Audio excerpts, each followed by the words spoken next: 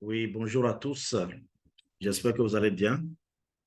Alors, pour répondre à une question que j'ai donnée dans le devoir de maison, je me permets de faire cette vidéo pour vous apprendre à saisir ou bien à tracer une fonction qui est définie sur morceau.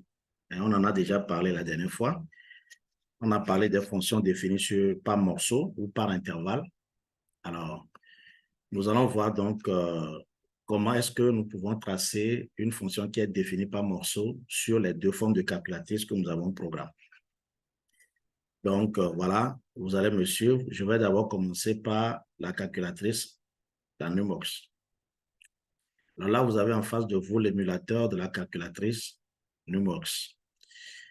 Alors, je vais d'abord vous donner une fonction simple définie par morceau que nous allons essayer donc de tracer sur la calculatrice. Alors voilà par exemple une fonction f de x, voilà, qui est égale à. Donc là, c'est une parenthèse puisque c'est défini par morceau. Alors elle est de x carré si x est supérieur à 0 par exemple, et elle est de x plus 1 si x est inférieur ou égal à 0.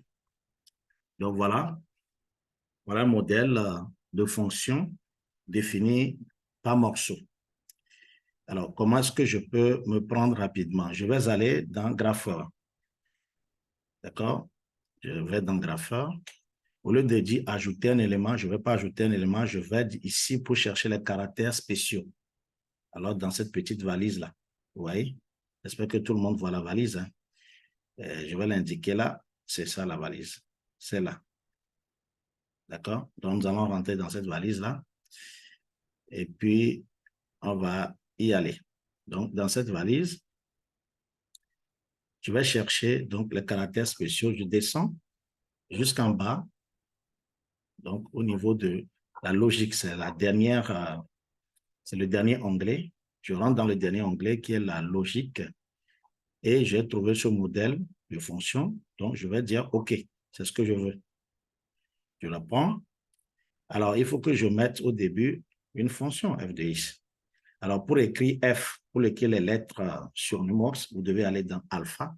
Vous voyez, quand vous allez dans alpha, et vous allez choisir la lettre F. La lettre F, c'est ici. Et je mets parenthèse, je mets X. Voilà, je ferme la parenthèse.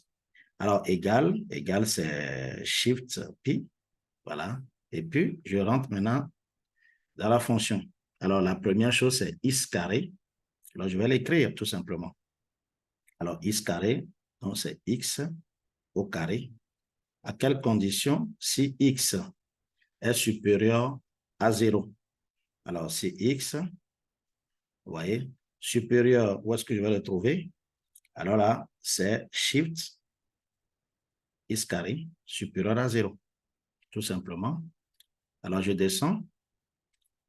Je vais noter maintenant 2x plus, x plus 1. Hein? Excusez-moi, ce n'est pas 2x. Il faut que je corrige ça. C'est x plus 1. J'ai mis x carré, non. C'est x plus 1. Voilà, il faut que je note ça pour qu'il n'y ait pas de confusion. Donc, c'est x plus 1. Ça va, si x est inférieur à 0. Alors, je vais noter tout simplement x plus 1 si x est inférieur à 0. Donc, je mets ici x inférieur ou égal à 0. Alors, où est-ce que je vais trouver inférieur ou égal? Parce que sur la calculatrice, nous n'avons pas directement inférieur ou égal à 0. Alors, il faut que j'aille encore dans cette valise pour trouver le caractère spécial inférieur ou égal. Alors, je clique et je la trouve là, ce caractère inférieur ou égal à 0. Vous voyez? Là, j'ai fini. J'ai saisi ma calculatrice et ça y est, c'est bon. Donc, maintenant, je vais aller tracer le graphique tout simplement.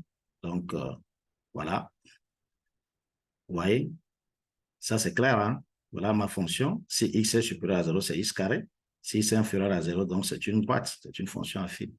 Voilà donc comment je passe, j'utilise ma calculatrice Numworks pour tracer cette fonction. D'accord? Merci. Dans le deuxième tutoriel, je vais montrer aussi comment on peut utiliser Casio pour faire le même travail.